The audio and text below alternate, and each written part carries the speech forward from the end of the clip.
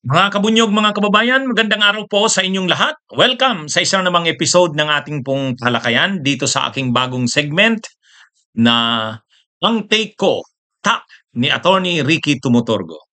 Ito pong bagong segment na ito, ginawa ko po ito dahil mga kabunyog, madalas mini-message ako ng ating mga followers, subscribers.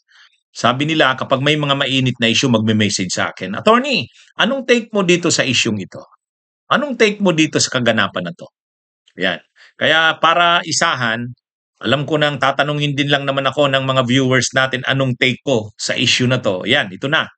Gumawa na ako ng segment para diyan. Kaya kung hindi pa kayo naka-subscribe sa YouTube channel ko na ito, Tony Ricky Tumutorgo, kung hindi pa kayo naka-follow sa meta page kong ito, Tony Ricky Tumutorgo, subscribe na po kayo sa YouTube channel. Follow na po kayo sa meta page. O ngayon, hmm, in-interview si dating Senador Sonny Trillanes, in-interview siya, tinatanong siya ng media, ano na bang plano sa impeachment ni Sara? Ang sagot ni dating Senador Sonny Trillanes, halos tuloy na yan sa February. Pero may inanunsyo si dating Senador Sonny Trillanes na sabi niya, mas ito yung dapat nating tingnan ngayon. Sabi niya, sa susunod na linggo, kakasuhan si Sara Duterte. So may isasampang kaso kay Sara Duterte, may isasampang criminal complaint kay Sara sa ngayong linggo. Matindi yan, ngayong linggo. Actually, napanood ko rin dyan yung interview kay Attorney Dino Dillon. Mukhang isang grupo lang to sila Trillanes. Ang talagang sinasabi niya, na yun din naman ang sinabi ni dating Senador Sonny Trillanes, iba ito kaysa sa impeachment. Kasi ang impeachment, ang purpose mo, tanggalin sa pagka-vice presidente. Removal from office. So, ang vice presidente, hindi mo siya pwedeng tanggalin sa ibang paraan. Kung tatanggalin mo siya sa office niya, ang paraan lang yan, impeachment. Pero kung ang gusto mo ay imbestigahan siya sa mga criminal niyang na mga criminal offenses, sa mga criminal na nagawa niya, pwede mo siyang kasuhan sa ombudsman. Tapos mag-iimbestiga ang ombudsman. Hindi bawal 'yun. Kaya ito yung gagawin daw nila. Magsasampa sila ng criminal complaint laban kay Sara. Dahil may criminal complaint, aaksyonan niya ng ombudsman. Iimbestigahan ng ombudsman. Hindi bawal yon sa ombudsman. Hindi pwedeng tanggalin ng ombudsman si Sara Duterte bilang vice president. Kasi yan, impeachable official. So pwede lang siyang tanggalin sa pamamagitan ng impeachment. Pero walang nagbabawal sa sino man nakasuhan ang vice president. Hindi naman siya immune from suit eh. At wala ring bawal sa ombudsman na mag-conduct ng investigation sa isinampang kaso laban sa vice president. Kaya yun ang gagawin ngayon. May magpa-file ng kaso laban sa vice president, hindi ito impeachment. Kaso talaga ito. So dahil may kapangyarihan ng ombudsman na umaksyon sa anumang kasong sinasampa dito, mag-iimbestiga ang ombudsman. At yan, isusumpi na ng ombudsman ang AMLA, yung anti-money laundering natin. Para sa pamamagitan ng AMLA, titingnan yung laman ng mga bank accounts, yung joint bank account ni Sara Duterte at ni Digong Duterte. Kasi ayon kay Trillanes, mayroon dong lamang 2.4 billion. Mga galing yun sa drugs. Kaya yan. So malalaman na yan sa pamamagitan ng isasampa na kasong ito. So yan mga kabunyog. Kaya sabi ni dating Senador Sonny Trillanes, sasampahan ng kaso ngayong linggo si Sara. Sa ombudsman yan. Mag-iimbestiga niya ng ombudsman bilang aksyon doon ay sinampang reklamo. At malalaman na dyan, yung controversial na joint bank account ni Sara at ni Digong, malalaman na dyan sa kaso na yan na isasampa. O yan mga kabunyog. Sinigurado na yan ni dating Senador Sonny Trillanes. At narinig ko na rin yan sa interview kay Attorney Dino Dillon. O yan Kaya ito, medyo at least hindi pa man nag-i-impeachment si Sara kasi sa February pa siya pwedeng i-impeach. Pero ito, mayroon ng mga lalabas na ebidensya laban sa kanya. Ito yung mga pinigilan noon eh. Hindi ito ginawa ni Martires. Yung dating ombudsman kasi si Martires, hindi ito ginawa. Ayaw niyang tingnan yung bank account ni Digong at ni Sara. Pero dito, ang ombudsman na ngayon, si Boying Rimulya. Sinabi naman niya ni Boying Rimulya, hindi natin matatanggal ang vice presidente kasi impeachable official siya. Pero pwede natin siyang imbestigahan. Criminal case, pwede. Kaya ano ito mga kabunyog, mga kababayan, maganda ito. At least, kung noon matagal na nating sinasabi yan, pag si Trillanes lang kasi ang naglalabas ng ano na yan, joint bank account na yan na issue, syempre, hindi masyadong papaniwalaan yan. Kasi syempre, hindi naman kayang humingi ni Trillanes ng kopya sa AMLA. Pero ang ombudsman pwede. Pwedeng humingi ang ombudsman ng kopya, official copy, certified true copy, ang AMLA. Bakit pwede ang AMLA? Kasi nakalagay sa SALN, halimbawa sa SALN ni Sara, Statement of Assets, Liabilities, and Net Worth. Pag file niya ng kanyang SALN, nakalagay doon, wini-waive niya yung kanyang right sa bank secrecy. At pwedeng binibigyan niya ng authority ang ombudsman na tingnan ang kanyang mga bank records. Yun, nakalagay yan doon sa SALN. Kumbaga, mayroon na kaagad doon express waiver. Hindi na kailangan i-waive ni ano yun kasi doon pa lang sa SALN may waiver na yan doon sa baba. Kaya yun lang naman ang gagamitin ng ombudsman eh. Na yung sa SALN ni Sara, sinabi niya na willing siyang patingnan ang kanyang bank records. Ganon din naman si Duterte. Nung presidente siya, nagsasubmit siya ng SALN, nakalagay din doon na willing siyang i-waive ang kanyang right to bank secrecy. Binibigyan niya ng power ang ombudsman. May power sana niya noon ang ombudsman. Kaya lang dahil ang ombudsman nga noon si Martires, wala namang nagawa. Pero ngayon, si Rimulya na ang ombudsman. Kaya iba na ito. Kumbaga yung team up nila Trillanes at sa kanila Rimulya, magiging effective yung team up na yan. Magka-team up na nga sila sa ICC. Di ngayon naman kay Sara Duterte, magka-team up na naman Trillanes at Rimulya. Yan ang makikita natin. Kaya malalaman na ngayon ng taong bayan yung mga ebidensya kay Sara, lalo na yung joint bank account nila na yan ni Digong.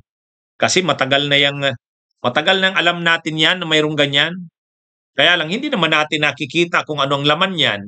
Wala rin namang hindi mga official na documents ang lumalabas. Pero dito, galing yan mismo sa AMLA. Yung anti-money laundering natin. Okay. Ito. Pangalawang topic natin dito sa Ang Take Ko ni Attorney Ricky Tumutorgo. Palapit ng palapit sa palasyo, sa Malacanang, itong mga isyong ito na sa anomalya sa flood control. Hindi ibig sabihin, hindi natin sinasabi na si PBBM na, si Marcos na mismo. Sinasabi natin, palasyo. Tingnan nyo yung mga lumalabas nitong nakaraang mga araw, nitong nakaraang linggo. Nadawit na ang Office of the Executive Secretary, nadawit na ang Department of Budget and Management. Si DBM Secretary Amina Pangandaman na pwersa ng mag-resign. Si dating Executive Secretary Lucas Bersamin na pwersa na ring mag-resign. Bakit sila na pwersang mag-resign? Dahil nadadawit na ang Malacanang, nadadawit na ang palasyo sa mga issue ng anomalya ng flood control. May dalawa rin na undersecretaries, mga bata pa ito. Yung Undersecretary Trygiv Aloybar at saka yung Undersecretary Adrian Bersamin. Nai-involve din ang mga ito sa anomalya na yan, sa flood control.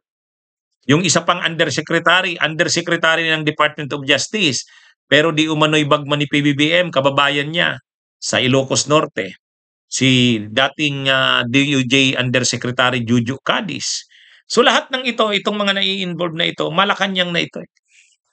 Malacanang na ito. Palasyo na ito. Isa pa, si Recto, yung tungkol sa kontrobersya ng PhilHealth. Oh, ginamit yung pundo ng PhilHealth, yung excess funds ng PhilHealth, naglabas ng circular, Department of Finance circular, ang secretary ng finance dati, si Ralph Recto, inorderan ang PhilHealth i-transfer sa National Treasury yung excess funds nila na 89.9 billion. Tapos ginamit yun pag-finance ng unprogrammed appropriations. Karamihan doon sa unprogrammed appropriations ay flood control projects. So nakikita na naman natin, konektado na naman yung budget. Diniklara na yan ng Korte Suprema na unconstitutional. So Malacanang na naman yan, palasyo na naman yan. Kaya dito, nakikita natin, palasyo na eh. Palapit ng palapit sa palasyo. Ang depensa na lang dito ng Malacanang, hindi alam ng presidente yan. Ay di ba yung yung pagkaka-involve nila Amina Pangandaman, yung pagkaka-involve nila yung dalawang Yusek na bata, Yusek Olaybar at saka Yusek yung Yusek Adrian Bersamin. Anong sabi ni Senador Ping Lacson? Yung mga na yan, mga kinai-involve na yan ng mga batang undersecretaries na yan, totoo yan. Nakumpirma namin yan. Nabanggit yan ni dating DPWH Undersecretary Roberto Bernardo. Pati yung pagtanggap ng kickbacks, totoo daw yun. Sabi ni Lacson yan. Pero sabi ni Lacson, hindi presidente. Hindi alam ng presidente itong mga nangyayaring ito. So yun ang depensa ni Lacson. Hindi alam ng presidente. Ginamit lang daw nga ang pangalan ng presidente. Ito na namang tungkol sa paggamit ng pundo ng PhilHealth, si Recto na naman ang nadidiin dito. Parang ang presidente hindi na-advisa ng tama ng finance secretary. Sumunod na lang ang presidente, ginusig na lang ang presidente. So, hindi na naman ang presidente dito, hindi na naman involved. Kaya lang, hanggang kailan yan uubra na ang presidente, palapit ng palapit sa kanya, itong bunto ng sisi sa lahat ng to, yung pananagutan sa lahat ng ito na mga nangyayaring anomalya, pumupunta na sa Malacanang, sa palasyo mismo. Kaya lang, nagagawan pa ng paraan ng mga kaalyado ng presidente na malibre siya tulad nung ginawa ni Lacson. Tapos ngayon naman, kahit yung Korte Suprema, ang ruling ng Korte Suprema, hindi naman walang criminal liability ang presidente sa mga nangyari na yan. Yun sa PhilHealth na funds.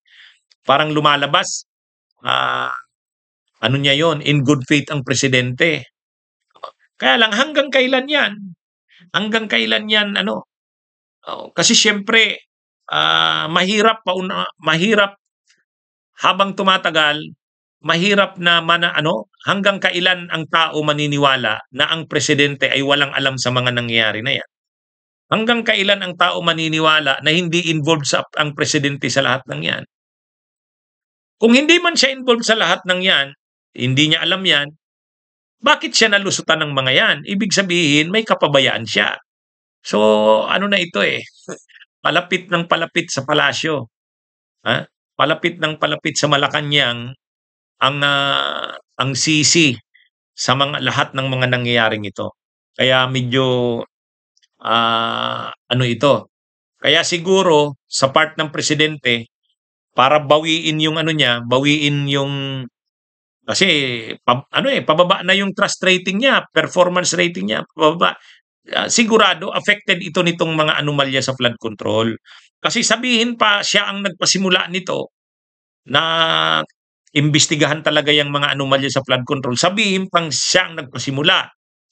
Pero habang tumatagal kasi nakikita na bagamat siya ang nagpasimula, yung yung Malacanang mismo at ang palasyo ng Malacanang ay involved. Kaya lang ang dinidepensa nga hindi naman si PBBM ang involved diyan kundi yung mga taong nakapaligid lang sa kanya. Katulad ng sinabi ni Lacson. Katulad na naman ngayon, si Recto ang binubunto na ng sisi. Pero hanggang kailan na ganyan na malilibre ang presidente sa ganyang mga pamamaraan? Parang naliligtas ang presidente. Ito? So ngayon, parang ang ginawa ng presidente, naglabas siya ng statement na dapat i-prioritize ng Kongreso ang pagsasabatas ng mga panukalang batas na tulad ng anti-dynasty law, anti-political dynasty law, yung reform ng party list system, saka yung yung pag-create na ng permanenteng Independent People's Commission, saka yung panukalang batas ni Bam Aquino, yung kadena. Yung kadena bill, yan yung blockchain, ibig sabihin transparent na. Transparent na at may access na ang mamamayan sa mga sa budget. Kaya ito, sabi ng ni PBBM, i-prioritize 'yan, yung apat na 'yan. So parang bumabawi ang presidente na para ipakita na kahit na palapit ng palapit sa Malacanang ang ang parang ang mga pangyayaring ito, habang palapit ng palapit sa Malacanang, ah naman, si PBBM pinapakita niya na hindi siya involved sa mga yan, yung mga anomalya na yan. At para ipakitang hindi siya involved dyan, nauobliga siya ngayon na i-endorse yung mga panukalang batas na yan na priority. Kaya lang ang tanong, seryoso kaya yan? Seryosohin naman kaya ng Kongreso yan? Iba kasi yung sinabi ng presidente na priority, iba rin naman yung sinertify niyang urgent. Yung sinertify kasing urgent, yan? Talagang may yan, may diin yan. O ito, sinertifyan ito ng presidente na urgent, actionan nyo ito, bilisan nyo. Pero kung priority, ibig sabihin, ito yung priority ng Pero, pwedeng kung ayaw niya ng Kongreso, wala rin namang magagawa ang presidente. Pwede yung i-delay ng Kongreso. Kasi hindi naman certified urgent priority lang. Anyway, yun mga kabunyog, mga kababayan, abangan na lang natin ang susunod na mga mangyayari. O ito, matagal na itong hinihintay. Actually, maraming ang nagtatanong sa akin, Attorney, bakit hindi pa nakakasuhan sila Charlie Atong? Bakit hindi pa sila nakakasuhan? Maraming nagpa-follow up sa akin dyan. Parang ningas kugon lang yata yung Department of Justice. Baka nalagayan nila Atong o baka tinakot. Kaya marami niyan. Kasi ang tagal na niyan, yung issue na yan ng missing sa Bungeros. Tagal na niyan. Dami ng pinagdaanan niyan. Ngayon, finally, naglabas na ng resolution ang Department of Justice. Ngayon po kasi hindi na probable cause ang kailangan. Hindi na, mas mabigat ngayon ang kailangan. Para isampa ang kaso, kailangan may prima facie evidence at kinakailangan may reasonable certainty of conviction. Mas mataas yun. Yung ganong requirement, bago isampa ang kaso, mas mataas yun sa probable cause. Ang probable cause kasi, probably. Probability lang. Malamang. Ang problema ng probable cause, pagdating na sa actual na hearing, sa actual ng kaso, sa trial na, natatalo ang prosecution. Kasi probable cause lang Pero ngayon, ang requirement na ng pagsasampa ng kaso, prima facie evidence at saka reasonable na rason o basihan na mayroon talagang reasonable certainty of conviction. Ibig sabihin, sigurado, medyo nakakasigurado talaga na makukonvict ito kasi matibay ang ebidensya. Kaya medyo nahirapan ang pag-aayos ng mga kaso na yan kasi hindi na nga lang probable cause ang hinihingi. Ang hinihingi na ngayon bago isampa ang kaso, prima facie evidence at saka reasonable certainty of conviction. Kumbaga medyo nakakasiguradong mananalo, makukonvict. Kaya medyo mabigat ito. Kaya dahil nasatisfy yung ganong requirement, may certainty ng conviction na nakikita, may papanalo ang kaso, so isasampa na. Ito? Medyo mabigat yung kaso, mga non-bailable to Non-bailable. Non-bailable yung mga kaso na yon. Serious illegal detention, kidnapping yun Serious illegal detention, ano pa ba? Ano pa ba yung doon? Yan?